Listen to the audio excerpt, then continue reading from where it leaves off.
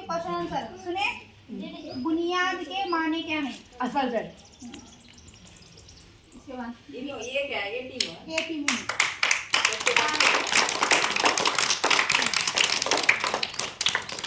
दूसरा, खिदमत लफ्ज की जमा क्या है? खिदमत।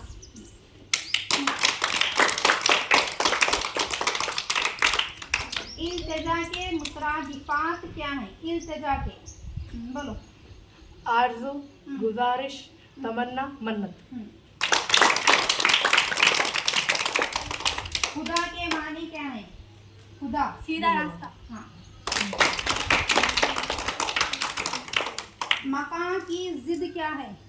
लामका। हाँ लामका। हाँ। अंजुमन, बी टीम, अंजुमन के माने क्या है? महफिल।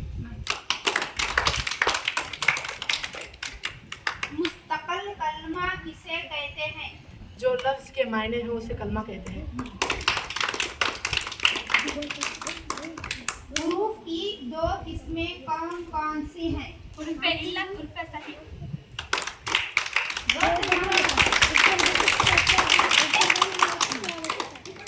आबशार लफ्ज को अपने जुमलों में इस्तेमाल करो। आबशार लफ्ज को। पहाड़ों से घिरी हुई आबिशार का मंजर दिलकश होता है।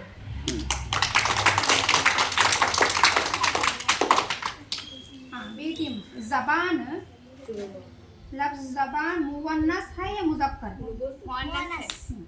अब हाँ, तुम्हारे मार्क्स देखो।